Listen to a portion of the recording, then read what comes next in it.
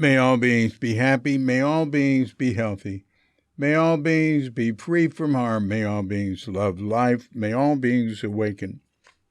Welcome to another Cuke Audio Podcast. I'm DC Poobah of Cuke Archives, doing our bit to preserve the legacy of Shunryu Suzuki and those whose paths cross his, and anything else that comes to mind.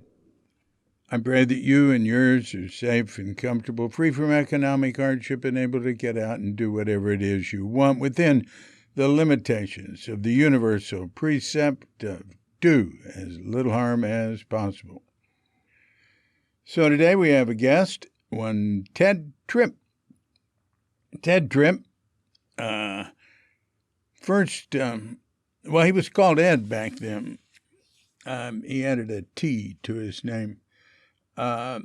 He ran into Shunryu Suzuki through Bill Shurtleff. Bill Shurtleff, this is very interesting. I learned about this from Ted, and since then I've gotten hold of Bill and gotten the story from him and put a little bit about it. I don't know if I put it on his page yet because I'm including it in Tassajara Stories. It's really cool. Bill Shurtleff was a student at Stanford, and he was ahead of his time, and he set up a thing there in 1966, 67, called Esalen at Stanford. So they brought in, the sort of speakers and teachers and forward-thinking people that you might find at Esalen Institute. And Ted heard Suzuki speaking in one of those talks at Stanford, at Tassajara Hall, he says. And it was, like a moment of brightness for him. He was pretty depressed about, what he was experiencing there, with the war in Vietnam and various things. He talks about it, so you'll get it from him.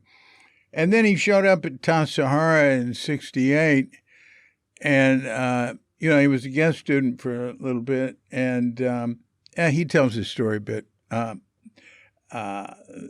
He's going to tell you what happened then, and it was important.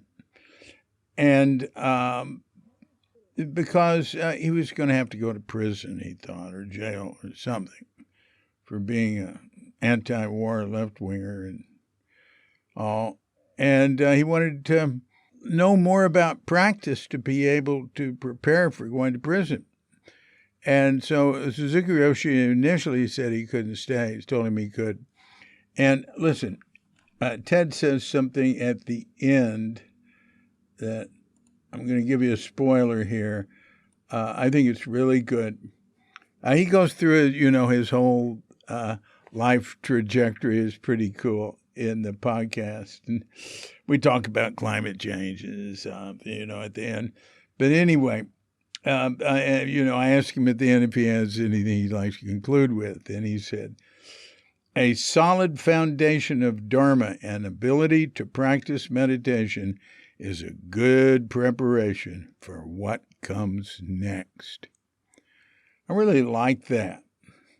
A good just for what comes next. And a lot of times we're concluding in the podcast and then we keep talking. So he said it once and then we concluded again. I got him to say it again. So, listen, I won't give away any more of it to you. There's some pretty interesting stuff there. And so, look, as soon as we've had our pause to meditate, we'll give Ted a call. So when you hear the bell, if you have such a mind, hit pause and meditate or whatever for as long as you wish. And when you're ready to come back, hit unpause. And we'll be there to hit the bell to end the meditation or whatever. And we'll give Ted Tripp a call.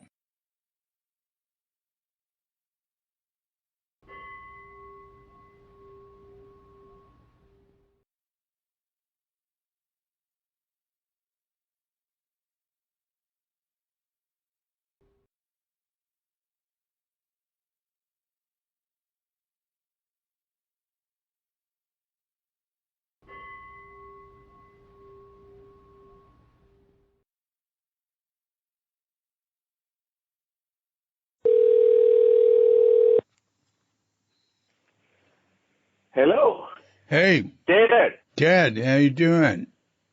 I am all right. I drove up to my daughter's in Tallahassee, and I'm in my little own room here, and it's a nice afternoon. Well, And you're in good. Japan? No, I live in Bali. Bali. Yeah, little more Well, laid good. back than Japan. Bali is Indonesia. Right, Right. right. What are you doing in Florida? What are you up to these days? Up until 2008, I was teaching at two universities in California, San Jose State and UC Santa Cruz. I was teaching writing to incoming freshmen at San Jose State, and then I was teaching at English Language International at UC Santa Cruz. Oh, really? We taught students from all over the world.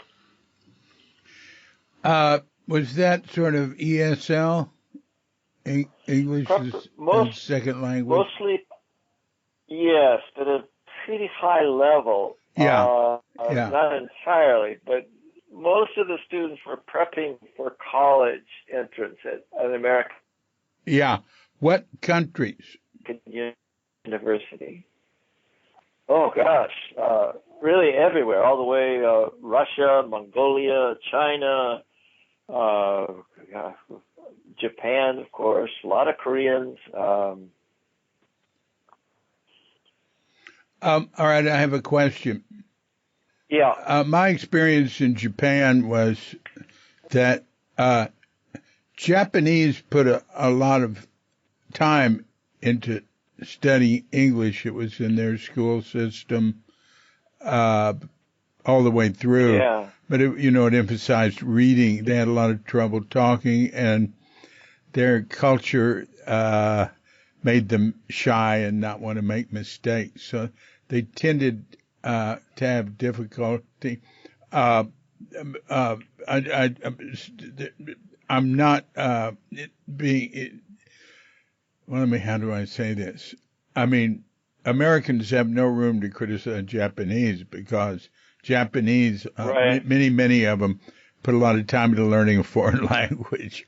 But the Chinese I'd meet in Japan would speak great English. Now, that China, though, had so many people that the ones that would excel would be like, very high level students. But anyway, that was my experience. Well, there's other reasons too. The structural similarity of Chinese and English are very close. And That's true. So it's much easier. I spent some time when I taught overseas. I taught in Korea and Jeonju, South Korea, and of course I learned Korean.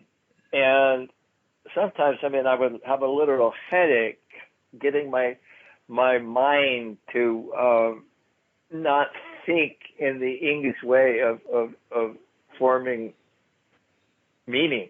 And, Yeah. It was all, everything was backwards. That's right. It's just like Japanese, except, and it sounds like Japanese, but it's different words. That was my impression when I ended up in Japan after being in Korea, and I almost got to the point in Korea where I could understand speech, and it just seemed to me that it was in Japan that they were speaking Korean with kind of an oddity, but yeah. Well, slightly different sounds. Yeah. Japanese, in general, have a very strange view of Korea. Like Korean pottery is revered in a lot of Korean culture and stuff. But Right. the discrimination against Koreans there is very serious. It's embedded. Well, It's embedded. I've seen it. Just really shocking sometimes. well, Korea was the conduit to China, and I mean the Chinese culture flowed through Korea to Japan. Mm-hmm. So Koreans were Japan's teachers for many centuries. Mm-hmm. I mean all the way from iron to writing, and so there should have been a reverence. But when Japan westernized in the Meiji, they learned that imperialism was the way, and they had to have colonies. Uh-huh. So they captured Taiwan and Korea as their first colonies. This is like way back at the beginning of the early part of the 20th century. Oh, yeah, right. Right at the beginning of the 20th century. I'm not sure exactly when. Yeah, maybe 1905 or something, huh? Yeah, you're right. You got that. Yeah, the notorious Japanizations killed the last Queen Min, who was actually I don't know much about her except that the Japanese are kind of remembered as much as anything for killing the last queen of the Joseon dynasty. I didn't know that. Wow. Yeah. They were really bad with Queen Min. with Yeah. Korea. My understanding is that they weren't as hard on Taiwan, but that's just from one source, but a very knowledgeable person in that area.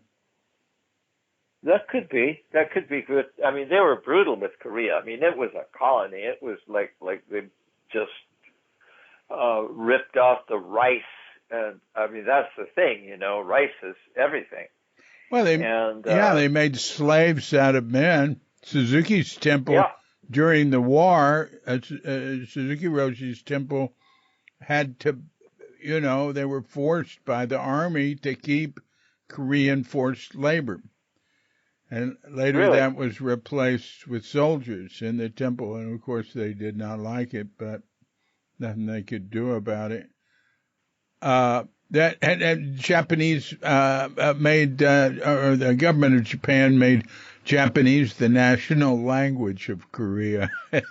Did you know that? Yeah, and they outlawed Korean writing. Oh, now the Hangul, is that what it's called? Their writing Hangul. Yeah. In Japanese, it's called Hangaromochi, I think. Was that created before World War II or after? Oh, wow. It's really one of the kind of most outstanding stories. Oh, yeah. In modern history. Soljang, King Soljang, something like that. He's the one on the money. Knew everybody. I mean, Koreans are pretty sharp intellectually, and they realized that writing in Chinese was just a drag. It was hard to learn all the characters, and it grammatically it was not correct. I mean, Chinese is not an inflected language, and Korean is. And what do you mean by inflective? Well, okay, so I go to Seoul, Sore gayo, and the A part means to, and then the verb is ga, and then yo is the present tense, and Chinese is chu so. So you have 4 words to get 4 syllables to get the same meaning that in Chinese you'd do with 2. Yeah, right. And so, right. But what does inflective mean? Oh, inflections are the little particles that you stick on the end. Okay, particles. And incidentally, in Japanese, they would say to go somewhere too. Sole iku, sole ikimasu. Exactly. You don't have to say the subject in Japanese, you know. And then subject and object is also like the direct object is simply is un, you know. So the teacher un was given. So you can by having the inflections, you can put a sentence any way you want. Subjects and objects are virtually interchangeable, depending on what you want to do, what your meaning is. But those two languages are really grammatically so similar. I mean, you try and tell a Japanese that their language is closely related to Korean, and they'll argue with you. Well, I don't know. I think it's sort of a mystery. Now, maybe there's, you know, I was living there 30 years ago, and I looked into this stuff a long time ago. But finding where Japanese came from and the roots of it and everything, I don't know if you could say what it's related to. It looks like it's related to Korean, but I hadn't really read definitively that it was. It's sort of mysterious. My understanding is their grammar and structure and everything is like almost identical, and the way they sound alike, it's strange. But I'm not up on the David, scholarship. Imagine if you were a racist Southerner. Yeah. And somebody told you science says that human beings came out of Africa. Well, you don't have to be from the South to be a racist or to. But I mean, like when it's an integral part of your culture that black people are inferior. What you're telling me that my ancestors were black Africans? Come on now. Of course, that is the case, but yeah. Well, and also white Southerners had a very high percentage of black blood. That's what I've heard. Yes. Yeah. DNA testing. Yeah, I've never had that genome thing, but I'd really want to. My point is. Go on. Well, the point is that the Japanese learned racism due to their colonial relations with Korea, and they, in their self-image, Koreans had to be inferior. So, one of the best, one of the clearest meanings of origin is the land of the rising sun. Well, where does the sun rise? And I mean, so I'm pretty clear. I mean, the great migrations, you know, thousands of years ago, like this one people came down and met up with the indigenous Korean people. That the legends speak of this. I mean, the way the Tangun meets the bear and the tiger, and you know, these were other tribes really. And then another branch and stayed in Korea and settled, and another branch went on to Japan. Yeah. And they met up with another people, the indigenous people of Japan, who were much softer, that kind of soft brown hairy character of the Ainu that we see in the Japanese. Yeah, the Ainu are the hairiest people on earth. And when I studied anthropology, over 50 years ago, Ainu were classified as Caucasian. And which weird. Those things all change. There might be a, totally different way of looking at it now. Yeah, the Ainu were cool. I hung out with Ainu some in Hokkaido, and they were like being with hippies in America compared to Japanese. But they spoke. Their Japanese. It was a very clear and understandable. So that was, I thought that was interesting because they hadn't developed, at least the ones I talked to, they hadn't developed a way of talking that it was hard to understand, which I've experienced in America with some people. Dialects, local dialects, yeah. Did they have an Ainu language, a home language? Well, I'm sure they did. I don't know about it. But of course they had a language, but I don't know anything about it. I just know that the Ainu seemed pretty cool to me. I mean, Ainu, would touch, and they smoked pot, very, very weak pot they grew, and the Japanese, just turned. The Ainu are Japanese now, but the in-crowd Japanese, what do we say? The invaders wouldn't pay any attention. Yeah. And Ainu men would go do ironwork in Tokyo and stuff like that, much like the Mohawks in New York City. They were really, they're the Indians, but they were not colonized, were they? They were driven up north. They were driven up north, and I don't know to what extent there was genocide or anything like in America. I don't know, but I think they were all over and down south, because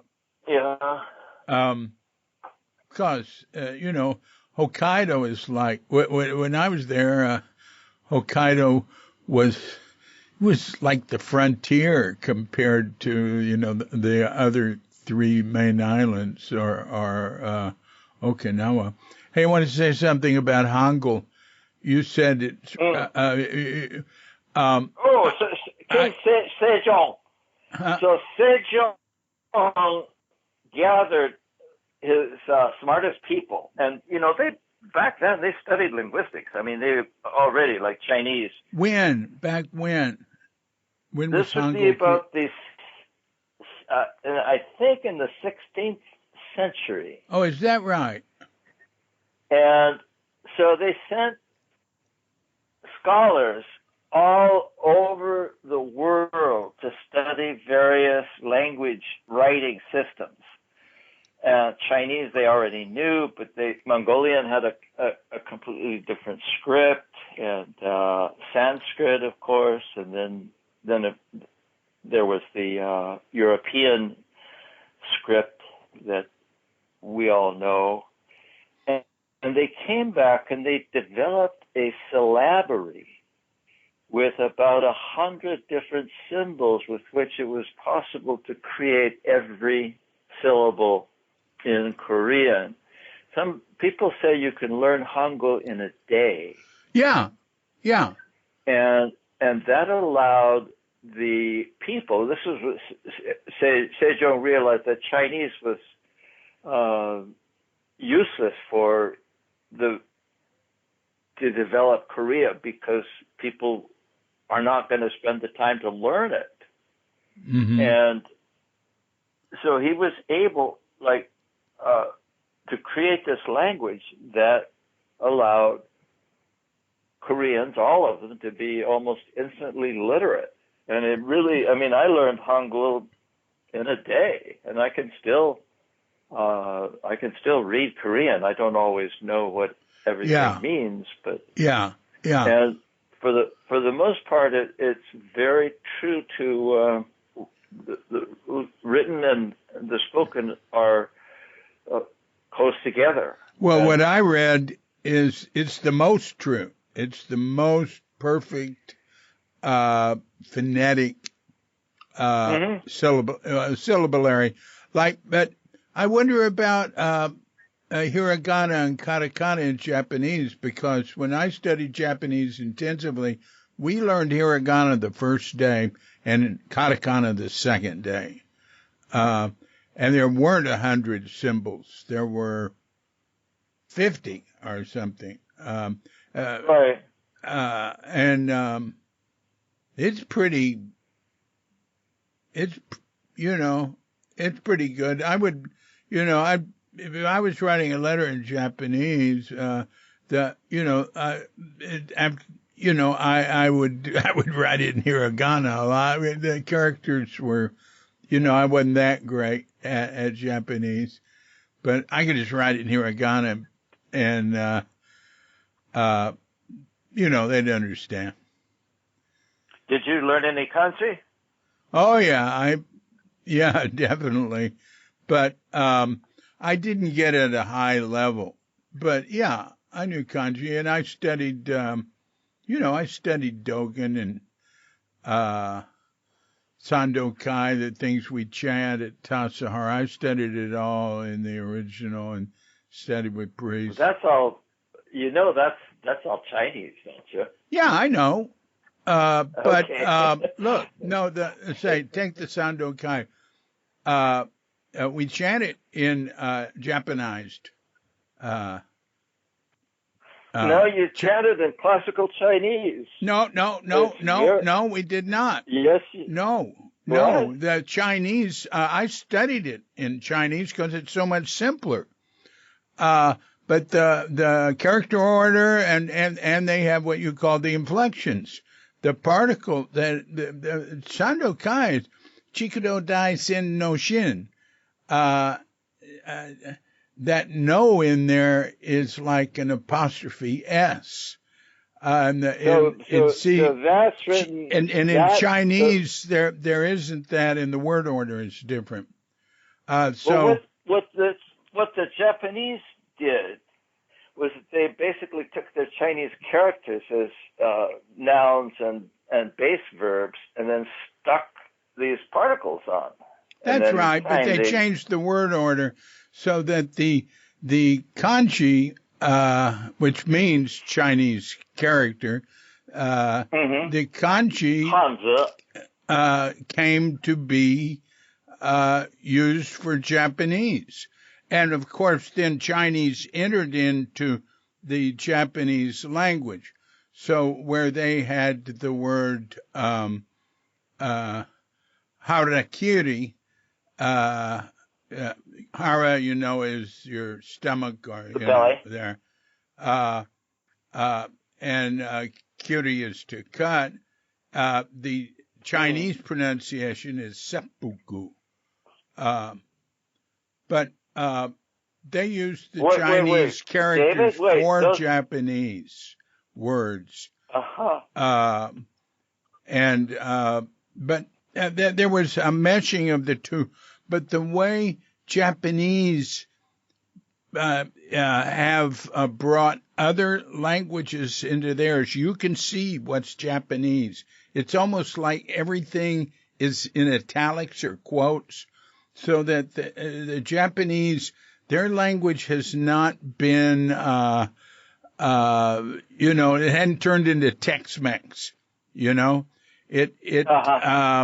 the original Japanese is clearly preserved, and that's one reason why Japan has preserved its culture so well in the midst of being totally westernized in so many ways, is that what is Western, and what is Japanese is Japanese. And Bali's like that too. Bali and Japan have both preserved their original cultures better than a lot of places. Wow. Well, what I know I don't really know the Sando Kai. I've heard of it, but so do you recall in the early days in Zen Center, they'd pass out these big sutra cards.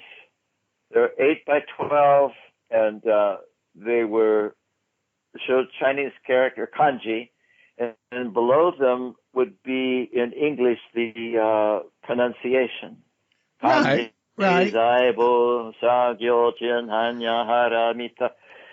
Now the after, Heart Sutra was chanted in Chinese word order, I think. Right. The Heart Sutra. it's a Chinese text. It's Chinese, after, and they chant it in the Chinese.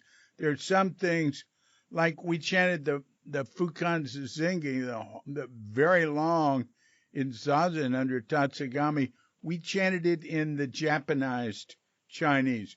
We chanted the Heart Sutra, the Daihi Shindarani, and some of them in the just with the Japanese pronunciation of the Chinese characters in Chinese the words. Chinese order. Exactly, yeah. And after yeah. in my third year of Chinese studies, I studied classical Chinese. Mm-hmm. And I remember vividly one day I was going to Stanford and lived in Los Altos, where Coben had the Los Altos Zendo. You know what I'm talking about? Of course. Haiku Zendo. Yeah. One day I realized I could read the whole sutra in Chinese. Yeah. And it was really remarkable. It was, wow. And that had been the impulse for me to study Chinese in the first place. So I was kind of a little proud of myself. How's your Chinese? Well, after 50 years, I can still speak and understand a little Chinese. And I went over to China to teach at a Chinese university. And sadly enough, I couldn't stay. There was kind of a family emergency. But while I was there, it all was coming back to me. When I graduated from Stanford in 1971, I could read a Chinese newspaper with the help of a dictionary, of course, but I had mastered the 2,000 basic characters or so that requires to be a literate Chinese. Mm-hmm. And I could carry on a conversation and even a business deal. That's really and even good. Give a talk. That's really good. But without practice, and see, in those days, I was going to go to China. And the Cultural Revolution, we'd heard about it. We didn't know what was going on. And a young man of family I was close to in Palo Alto came back from China. And he said it was really awful. Don't go. They don't like foreigners anymore. And you will not be welcome. You will not be happy. Don't go. Yeah, right. And at that time, Taiwan was a cruel dictatorship. Yeah. And I knew I would not do well there. I went to work as a busboy at a Chinese restaurant. And one day Where? I said something in Burlingame or Millbrae, something like that. I'd catch the train. Yeah. I'd catch the train from Stanford and go up to up the peninsula and go to work. My waiter was Taiwanese. And one day I casually said something positive about Red China and Mao Zedong. And he went snap to attention. He said, I am a colonel in the Chinese Air Force. You cannot talk to me that way. You're fired. And that was it. I was gone. I was out of there. I mean, he was livid that I speak well of China. And, they did terrible, terrible things. Now, Chiang Kai-shek did terrible things in Taiwan. They they mass murdered the local intelligentsia. Oh, I know. And I mean, yeah, it was an invasion. They all talk about, Taiwan and all this. Well, the nationalists invaded Taiwan, literally invaded Taiwan, and then, like you say, killed the local intelligentsia, the local administration. They took over control of the whole island. Yeah. That was before Chiang Kai-shek came with the rest of the army. Well, that's interesting. Well, I want to say one thing about syllabillaries. And, of course, a syllabillary is just one way to represent a language, but it's so good because each syllable has a symbol. There's one American Indian tribe that developed a writing system, 150 years ago or something, that's supposed to rival Hangaru for being perfectly phonetic. Probably the Cherokee. Yeah, it's likely. I mean, it's the only system that makes sense. I mean, the English has struggled mightily trying to reconcile form and sound, and we still have this incredibly chaotic writing system. The only virtue of it is that it preserves the history of the language. That's right. That's right. And I remember when there was maybe Jerry Brown formed it, a committee. God, in my mind, I'm getting metrics and language reform confused. But in both those, I think Stuart Brand opposed reform because you could see the history. I'm very interested in word origins, and I look up words all the time. What does this word really mean? And what do we, there's what it meant in origin, what it originally meant, and then there's what people mean by it when they say it now. I look at that, and I try to be precise, Well, so do I. When you said that, I do that all the time the same way. I mean, There's a reason. At one time, you and I were very close. At least I felt I was close to you. And at Tassajara, that summer that we spent together. And there's a reason. I mean, there's a lot of compatibility in how we think, you and I, and what we like and what we want. Anyway.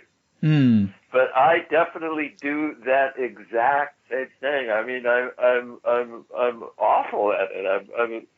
People accuse me of being a pedant. What? A what? Well, a pedant. Scholar. A pedant. Yeah. Yeah. I just realized how close that word was. There's a lot of talk about. Oh, yeah. Pedophilia. And then there's the foot doctor, right. What's a foot doctor? Podiatrist. Oh, yeah, podiatrist. And,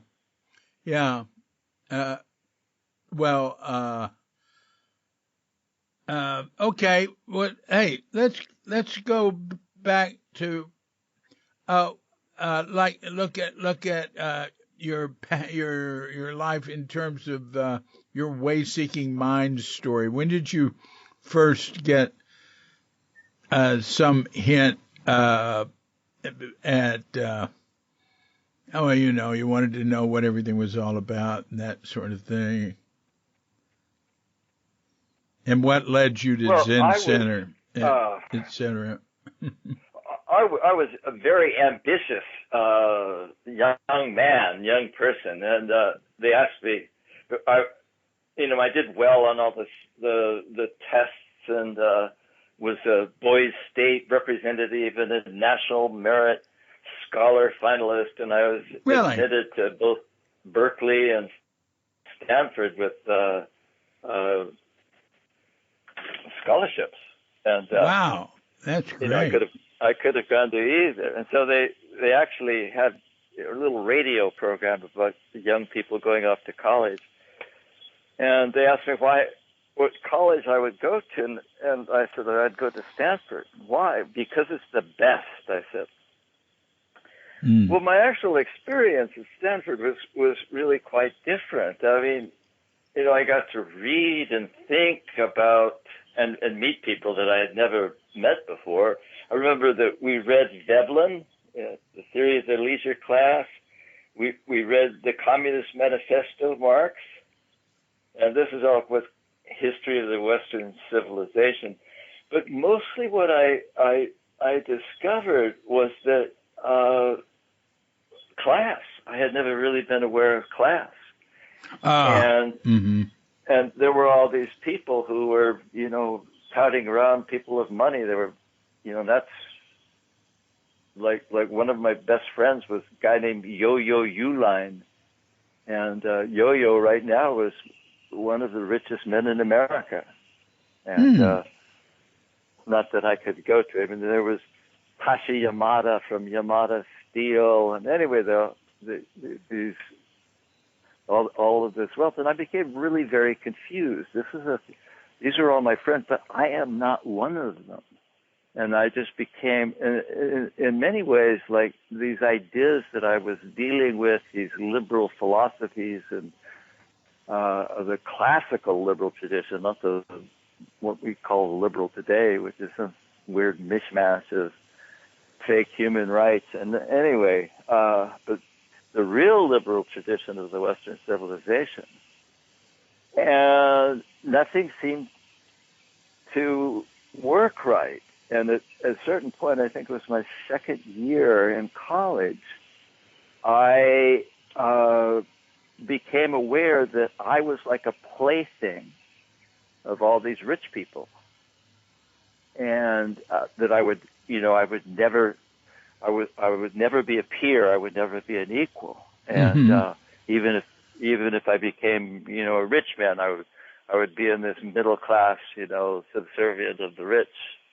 Anyway, and that was weird to me. That was not really acceptable, and it was frankly utterly mind breaking. So my mind started to break, and so much so I could not stand going to my junior year back to Stanford, and so I went over to Madrid, Spain, to spend a year. And as I was the last month I was at Stanford, I went to a teach-in, and the teach-in, these scholars were going all around to universities all over the country and teaching the reality of the Vietnam War. That what was going on was an extension of French colonialism. That these people just wanted to be free. That communism was a logical way to do that. That this was all developed like fighting the French and then fighting the Japanese. This is national self-determination, and they were righteous, and we were wrong. You know, and the Americans were wrong. So that, and then over in Spain, I read the European newspapers, and at that time, very much anti. That getting out of America and getting news from other countries is really helpful, and it's the same today. I mean, some news sources are better than others, but American news is so focused on America, and it's very influenced by what the government policy is, you know, and what the, you know, what what agreement society has on what's right and wrong and what's happening. It's being out of America and getting new. Of course, you can do it now. I look at Al Jazeera a lot and BBC and. But anyway, go on.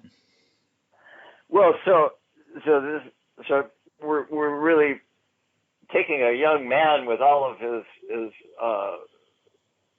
upbringing and everything, of middle class American dream, and then, hey, it's not like that. This is this is no shining city on the hill at all. This is a bunch of warmonger imperialists. And of course, I didn't have that language at that time, but basically, I utterly questioned everything. Yeah. And yet I'm in Spain. I'm in a fascist country. Franco was still in charge, and right. When you say you were in a fascist country, you were in Spain with Franco in charge. Yeah, in the 70s, huh? Yeah.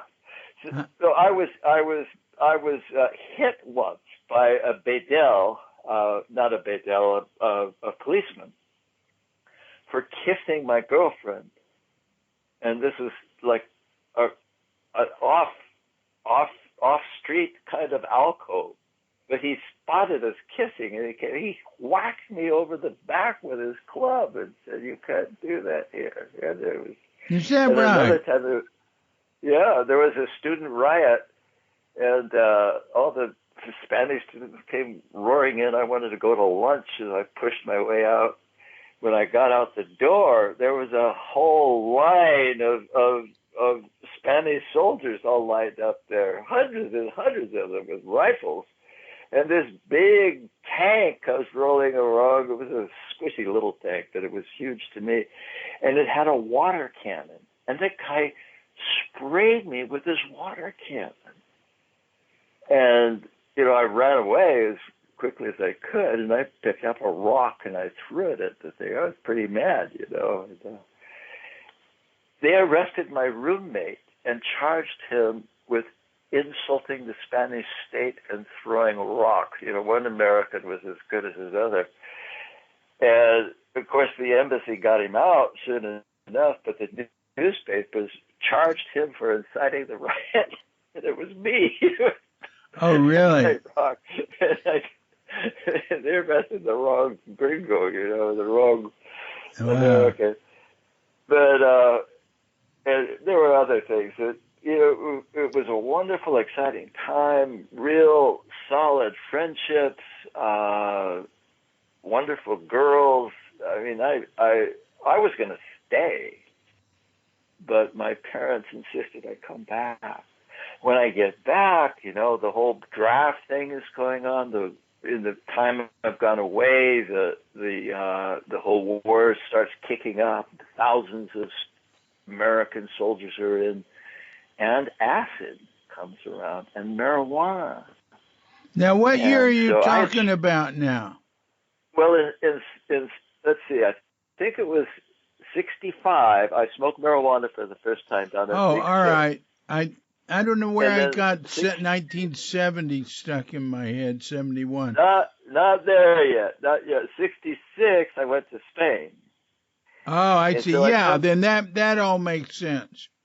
That all makes sense. So I come back, and I literally walk right past the place where you're supposed to sign up for draft deferment, and I said, I'm not going to do that. No way. And I joined the draft resistance. I didn't actually join. I don't, David. I don't like to join things. I'm very much like to keep to my own devices. I don't like groups very much than solitary. Yeah. Anyway, but I don't sign up for a draft deferment, and all this chaos going on, everything, the war, the isolation, the scholarship, the ideas, and I literally one time just took off from class. And I went for 3 days, I wandered in the Santa Cruz Mountains. And, I didn't know anything about meditating, but I kind of started to have like spiritual experiences. And so much so that the world started to be, you've heard of the dark night of the soul? You've heard that expression? Yeah. Well, that was really true for me. Things got really dark. I think I was on the verge of craziness. But my friend Bill Shirtless, whom you probably know, well, of course, took me to a Tresidder Hall meeting, and there was Suzuki Roshi. And in all of this darkness and this confusion, there was clarity. There was literally light glowing. This man literally glowed. And I listened to him, and I followed him. What year was that? Well, this is getting to be 67, early part of 67. And this is, yeah. You said something Hall, started with a T. Where you heard him. Was that at Stanford? Tresidder Hall at Stanford, yeah. Uh-huh. Bill was very, you know how Bill is. I mean, he organizes things. Right. Did he organize that talk? Oh, yeah. In 67. Is that right? He called it Esalen at Stanford. And well, wait a minute. He called it was more than Suzuki then. If he called it Esalen. Oh, yeah. What was it? What?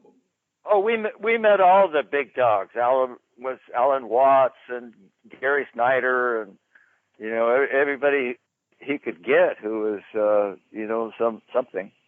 And once a week he'd have these talks. I'm going to try. You know, he's never told me that. He's pretty private, but I'm going to write him and ask him about that. Well, I hope my memory and dates is all right, but that doesn't matter. After that, we started to go up to San Francisco and sit zazen. And you say we? Who's we? Well, I'm sure I didn't go by myself. I really don't know. Maybe with Larry. What's Larry's last name? But it was a trek to go up to Stanford, but I mean up to San Francisco. But you know, we did it, and then there was one day session. Do you remember those one day? Yeah, on Saturday. Yeah, and so I sat one of those and went down to Tassajara for a week. What year is this? 67 still? I'm thinking so, yeah. That's the first year, you know. So I learned to. It was cold. That's what I mainly remember. It was just really fucking cold. Oh, so you're talking about what month? December? No, couldn't have been November. It would have been like March. Probably April, 68. Could be. Anyway, but it's 68. Yeah, go on. I learned to sit zazen, and then so that gets me going, and then like the draft resistance thing is really happening, and I pretty much drop out of Stanford, and I was threatened with the draft. Wait a minute. I want to go back to your week at Tassajara. If it was 68 in March, it would be during a practice period, so they wouldn't have had people. If it was 67, there was hardly, that's when I first came, was in March of February, but came to live there in March. There were very few of us. There was like a dozen of us, or, you know. It was starting to grow, but anyway, you were there. I met you, I think, in 68, if I'm not mistaken. All so right. You see, go on. All right. So at any rate, so I had learned to meditate. And my questioning was still was directed at this point. At any rate, so we started the draft resistance, and we ran a safe house. We actually had a safe house where AWOL soldiers who wanted to flee the army would hide out. There was literally an underground railroad getting soldiers out of the Army and up to Canada along the West Coast. Uh-huh. So we were a station on the road, and I helped run that safe house. Wow. And Now, all right. then, I want to go back to Bill Shurtleff. He was involved with, I don't know to what extent, with draft resistance, because he was. He was 100%. Yeah. Right. Okay. He was with Joan Baez's commune, and So was I. and his brother was very. He really looked up to his brother, who sang with Joan Baez, and they were into. They were totally into draft resistance and not paying taxes. But, a lot of them didn't have to worry about taxes, but she did. I didn't make any money, so taxes wasn't a problem. But, yeah, I was part of that scene. And, I knew Joan while David was in prison. I was one of the people who helped kind of guard her. And, really? Anyway, yeah. So one day or one morning, we called it the Mountain House. This little, still there on the way to Jikoji. You can go that way and from Los Altos. And it was in the house was in the bottom of the valley, but you could walk up towards the ridge and watch the sun come up. And I love to do that. So one day I go up there and I sat down and meditated, and I had I had read this little thing from Paul Reps. It said that when the breath goes down and turns, and the breath goes up and turns, watch. And I did that, and then it was sort of like I was engulfed in darkness, and then this bright light appeared, and all this focus of this extraordinarily brilliance of my mind and these great words, and know the knower. And I was kind of flabbergasted. And, from that point on, I felt much more secure. I felt finished. Mm. And it wasn't too long after that I went on the Peace Torch Marathon. We worked. We had all kinds of things in the draft resistance. I went back to Berkeley to study Chinese some more. Got interrupted by the third world movement strike. I was told I better get out of town. They were looking for me. Because I was really, a striker. I was, I was right with the guys who shut down the university, and we did. We won. And People's Park. You were involved with People's Park? No, this is before People's Park. The movement before People's Park, the Third World Movement. I think it was a whole year before People's Park. But they're probably running people as far as I know. But anyway, I was told to get out, and I fled south, got involved with a hippie group called the Magic Bus, something like that. Ken Kesey's thing? No, it might have been the same bus. I don't know. It was a different. The bus actually had been in that movie Zabriskie Point with Bill Garraway. Anyway, I drove that bus for quite a while, but we were busted for marijuana in San Diego County. They pulled over as soon as the busload of hippies arrived in San Diego County. I think they were notified we were coming, and I think when they finally searched the bus, they found 3 marijuana seeds. At any rate, we're all in jail, bailed out, somebody in San Francisco. We went to the preliminary hearing, and the judge asked each of the defendants to stand up, and that was so that they could identify, the FBI could identify those of us they had warrants for. And when they had a recess at the trial, I went out to smoke, and I think it was 5 FBI agents surrounded me, stuck a gun in my back, handcuffed me, and carried me away. And that was, one of the things about, I'd spent some time at Tassajara before being arrested, and I asked, could I please stay at Tassajara?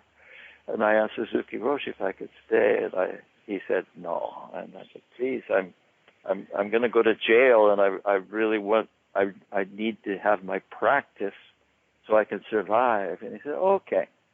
And I remember I turned around and I bowed and turned around and walked away, and he hit me with his little stick, the Zen stick. Hit me in the back with it. I turned around, what? Oh, nothing. He said, I don't know exactly why he did that. But at any rate, so I think that was the second time I was at Tassajara. I sat Tangario, was admitted into the Sangha, and I'm not sure if that's this summer that I met you, or that was the time I met you, or if it had been the summer before. But at any rate, it doesn't matter. But I did meet you, and you used to sing the song, I Want to Be a Bodhisattva. Do you still sing that? Oh, no, but I want to be a Bodhisattva baby. Yeah. Ah. Yeah. Yeah, that was so much fun. Yeah, I had a great time at Tassajara, and it really did help. When I was in the prison, I was solid. There was a draft resistor came in, and he was just so scared. And a few days later, they took him out. He folded. I was suddenly offered. You join the army, and no thanks. But eventually, what is perhaps ironic is that when I was arrested in San Diego, I was incommunicado. Nobody in the draft resistance knew me. No, movement lawyers, anything. Nobody knew where I was, what had happened. And I wrote a letter to somebody, and the folks at Stanford, my old buddies at Stanford, discovered that I was a draft resistor, and I was in. They pointed out my bail, $10,000 and higher. Isn't that sweet? You can't shake the upper classes. Wow. There was a glitch in the audio there. What he said was some friends of his at Stanford got word that he was in jail and put up $10,000 for his bail bond. One of the old fraternity brothers had become a lawyer, and so he could legally come and see me inside the jail. I was up in Los Angeles by that time. And he said, do you want to get out of here? And I said, oh, yes, I do. And another man came in, and he administered the constitutional oath.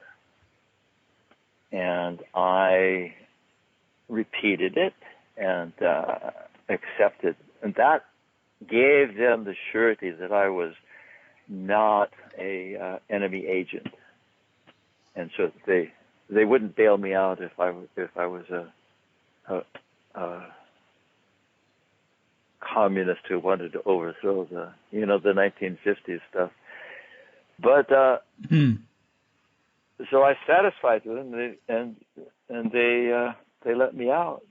And it wasn't too much after that I met Sarah and eventually got married, went back to school, got a degree, and then and so on. But that was pretty much, it was with the turbulent times of the 60s and drugs and these great people that I met and that I knew all the way. I mean, for you and Gary Snyder, Suzuki Roshi, Colvin. I had met Colvin by this soon after, and really became one of Colvin's students because of Los Altos. And then I worked up at Chikoji.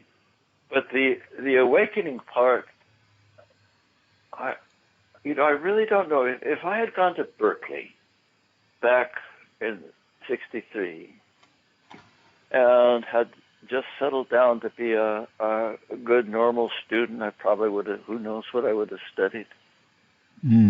Fat chance. You remember Berkeley and Mario Savio? I think, I was part of the youth revolution of the late 60s, 70s, early 70s. And there's just no way I could have escaped that. So anyway. But what I really, like Buddhism and Zen Buddhism and like what I had studied, has given me a solid foundation. I really feel like I see clearly. I know what's up. I know what this world is all about. There are a lot of details, of course, to learn, and a lot of, we can refine our dharma. We can increase our capacity, but I don't feel confused or depressed or disturbed. These are shit times, with global warming and this war in Ukraine and happenings all over the world. America seems to be rapidly falling apart with inflation. I remember my friend Elliot, he would always talk about falling apart. It's always falling apart.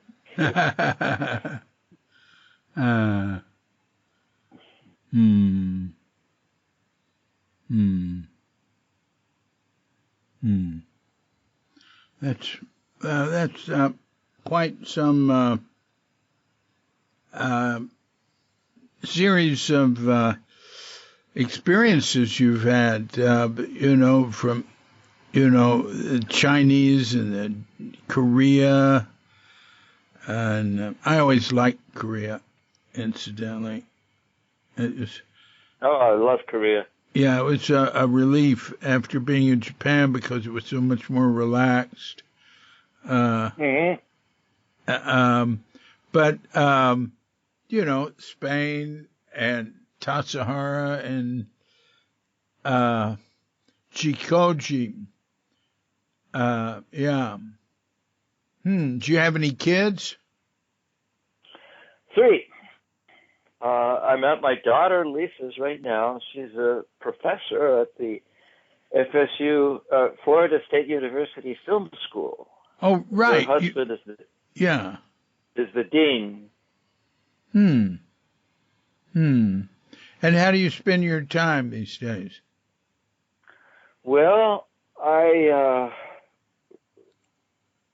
when I moved from California, I had a great job working at those 2 universities. Very fulfilling, David. Like working with the young people. These kids were poor, first to ever go to college. They had never been taught well. And that if I could just turn them around and get them thinking straight about how to write, how to use English, they might have a chance.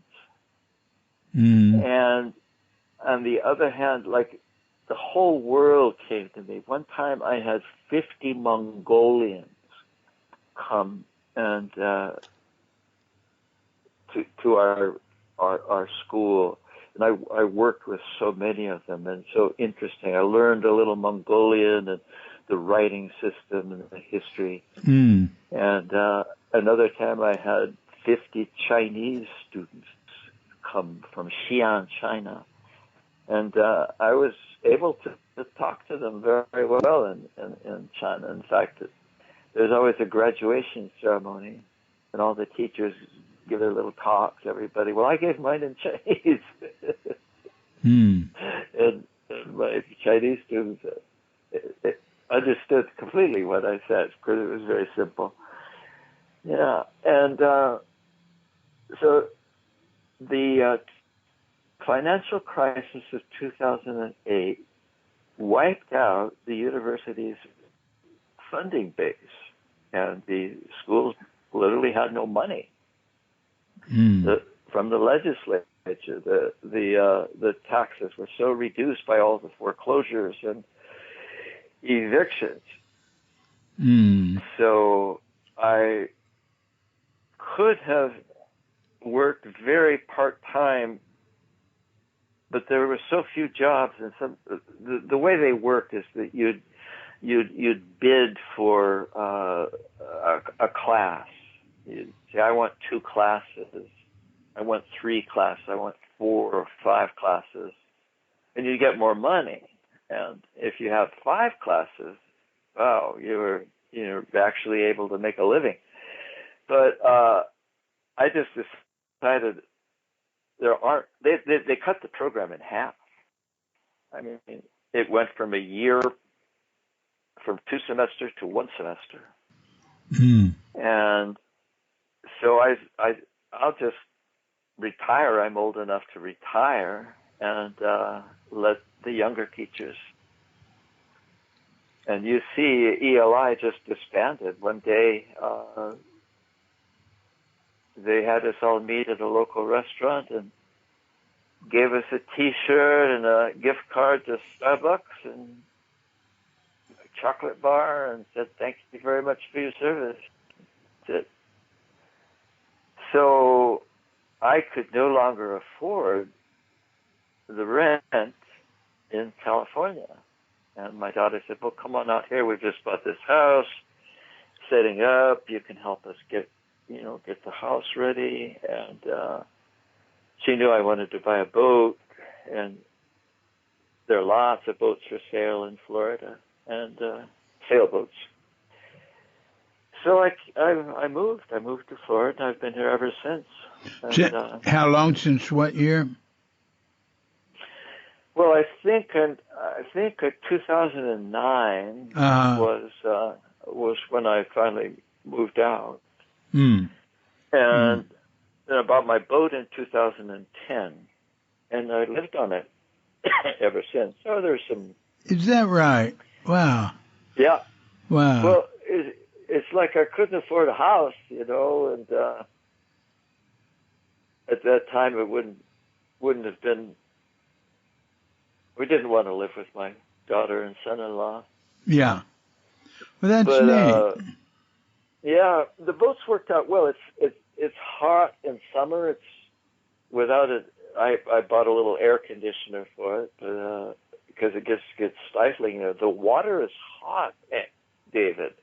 The Gulf and the South Atlantic are like sometimes places in the 90s, and locally measures 86 degrees. So basically, the boat sits in the water and conducts, all that heat. And now, if I were in the water, 86 would be just like a cool bath.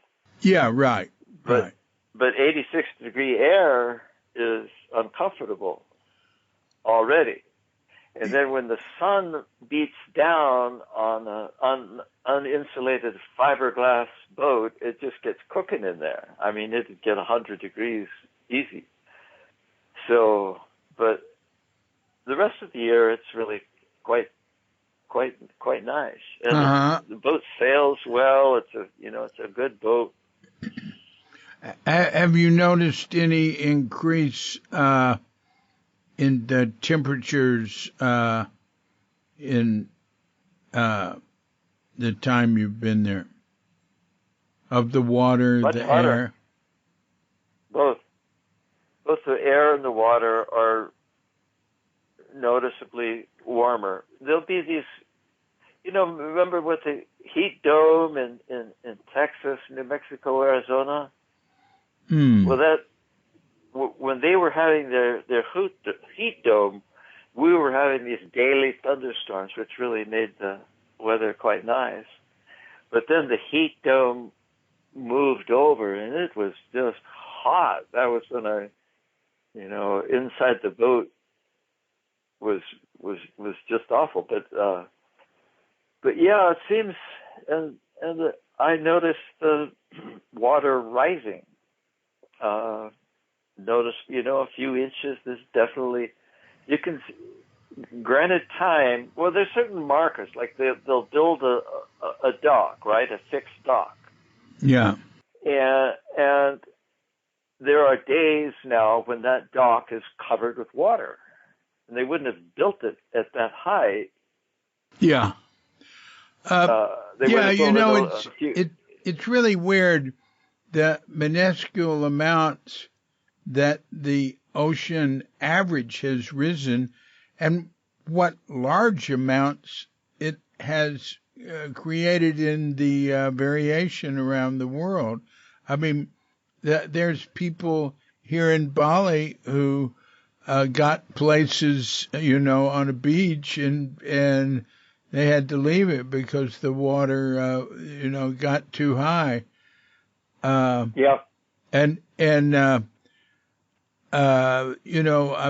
remember hearing there was that comedian who got into sort of right-wing stuff. What's his name? Dennis something, saying, well, I can take it.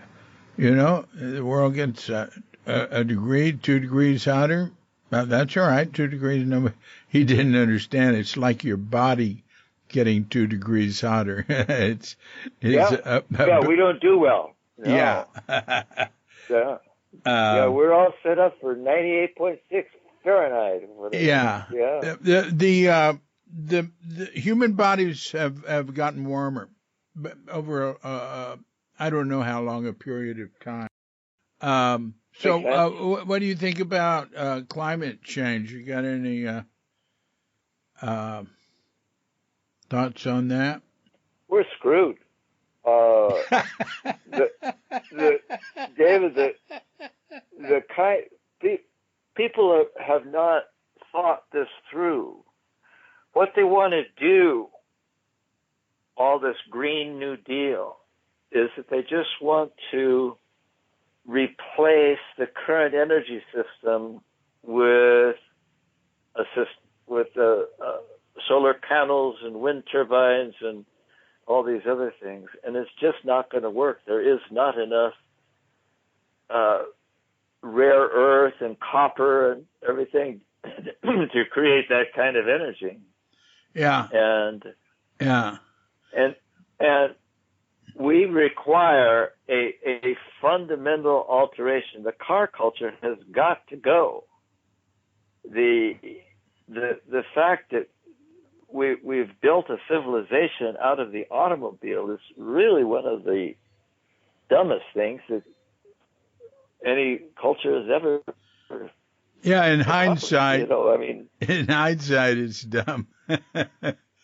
Poor planning, and not listening. Very poor.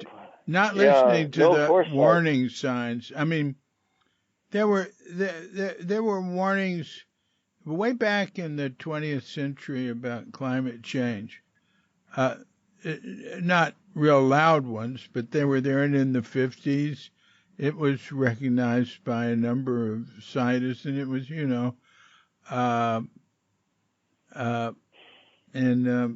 but so, Silent Spring came out in the 60s, and and then so as it gets louder and louder, you think, all right, great, now we're going to do something about it, but we don't, and now when there's an enormous amount coming out about it, we're really, I don't know what the difference is between what we're doing and doing nothing. We're doing nothing. Yeah. What generally happens, what I've seen happens, is that they build all these solar plants, these alternate energies, and all that does is add. They just add to the energy consumption. Well, there is some positive effect from clean energy. The percentage that's going toward clean energy rises. I mean, I sympathize with what you're saying. I don't think it's enough. But there's like this struggle going on. There's the do less, get away from cars and fossil fuels, and not just get away from fossil fuels, but get away from the lifestyle that needs so much energy. There's that. That's a smaller group. Yeah. Trying to keep the same level of living standard, etc., and doing it in a way that's less harmful to the earth. That's a much, much bigger group. But not giving a shit and not doing anything, that's the biggest group. Anyway, good luck to us all, huh? Good luck to us all. But the thing is, if everybody lived like me, we wouldn't have this problem. That's true with us too. For very many years, I have lived with minimal energy, take trains, take buses, walk, bicycle, don't eat meat, don't buy super amount of clothes, don't consume, don't use plastic. We wouldn't need a single more solar. By the way, I have solar panels on the boat. And believe me, they come in handy when there's no power. It's nice to have power. Yeah. But by very few changes, I mean, really stopping all this idiotic consumption, all this plastic use, stopping all this driving. Where do these people go? Why do they go there?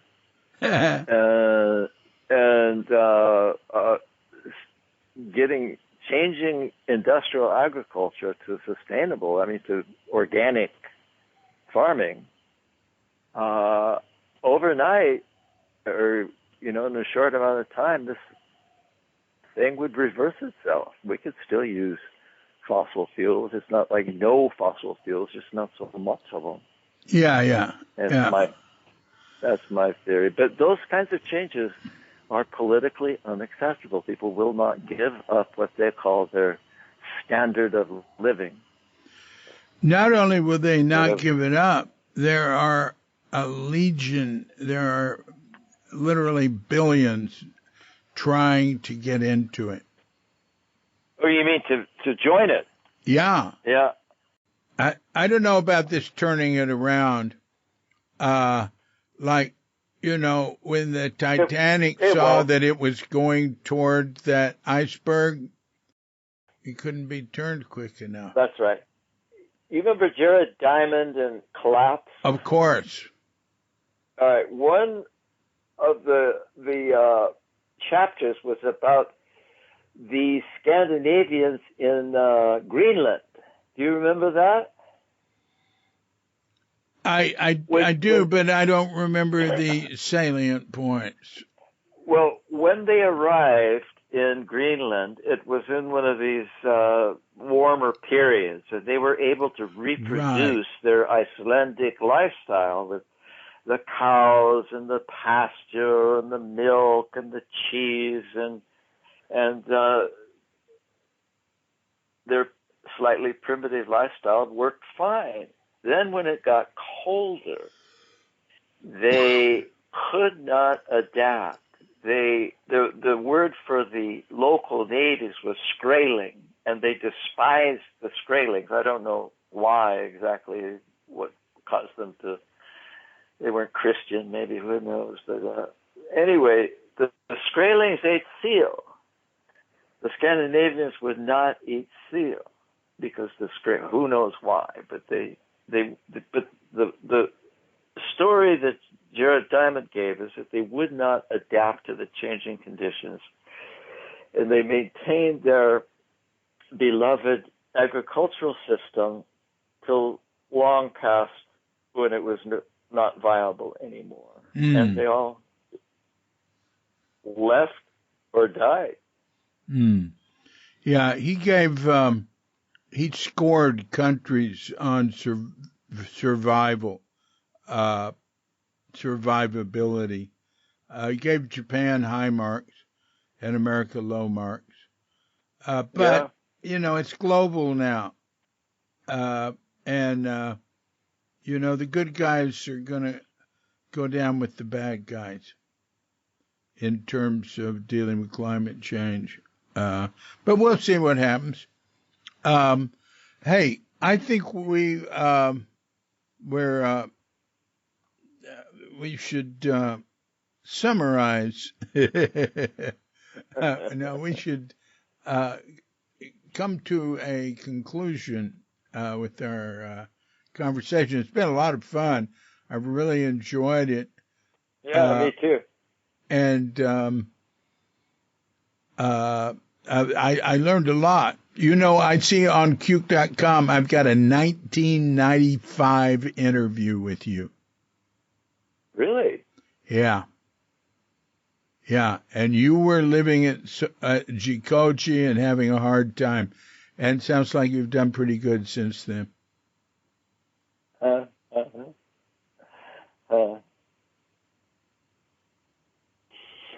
Well, what do you mean summarize? Oh, I'm kidding. Oh, okay. Well, no, really yeah. What would you like to say in conclusion, Dad? Well, in conclusion, I believe that a solid foundation in the Dharma and good meditation practice is the best preparation for what comes next. I think that is well said. I think that is well said. You know, Suzuki Roshi would say, you know, the reason we practice is, and then there would be different different ways to complete the sentence. And one of them was so we can enjoy our old age. And like you said right there, so that we can be prepared for what's to come. What'd you say? Anyway, it was good. We'll be ready for what comes next. Yeah, well, we'll be as ready as can be. Or we can deal with it as well, you know, in a more effective way. Or we can give in to it easier. Well, I know I was right when I asked Suzuki Roshi to stay, because I was able to really survive, thrive in jail, and make friends, learn a lot, and that's do interesting. Okay. That's interesting. Yeah, you know, when people get sentenced to prisons, which I'm against prisons and incarceration for for people that aren't dangerous. I think it's barbaric. And of course, I'm not the only one. There's a long history of people being against that. But since we do have the horrible prison systems all over the world, there ought to be you ought to be able to take a prison preparatory course, like in meditation and adapting. You know, yeah, you go to class. Well, how to deal with prison? Hey, and martial arts. Martial arts. Well, you have to have a way of carrying yourself that advertises that you are not to be fucked with. I've heard that. I know a pretty tough guy who was in Senator Rene Pate. Spent about 20 years in federal prisons. And he had some very unfortunate tendencies.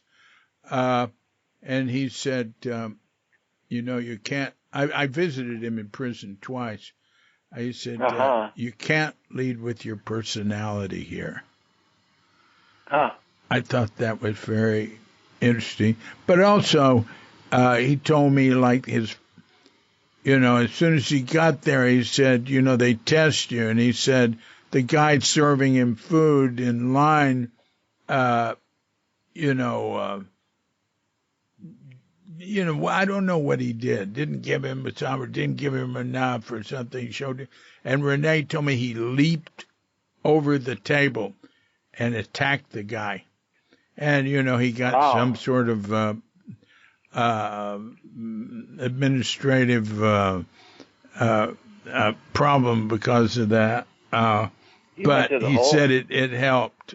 But there's a lot of prisons in America that are easier, from what I've gathered. But the whole idea is terrible. I'd rather be in prison in Indonesia. Could be. It'd be a great way to get really good Indonesian. There was a guy here. A lot of times, they'll let you go if you pay a bribe. And there was this guy who got robbed, and the hotel, he couldn't pay his hotel bill. He got mugged, which doesn't happen a lot.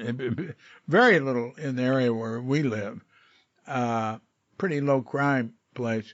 But the hotel, just called the police, and the police arrested him, and then he was supposed to pay the bill, and then they added fines. They kept adding fines till they wanted $50,000, and he said, "No, send me to jail, send me to prison." So he was at the prison here in Bali, Kerobokan, and I've been there to visit. He was there a year. He served a year for that, and he said he'd rather serve a year than pay their damn fine, their bribe, and it was so crooked. And he said it was a very interesting experience. Of course, it was difficult, but it wasn't like being with a bunch of horrible, dangerous psychopaths. People here are pretty good to each other.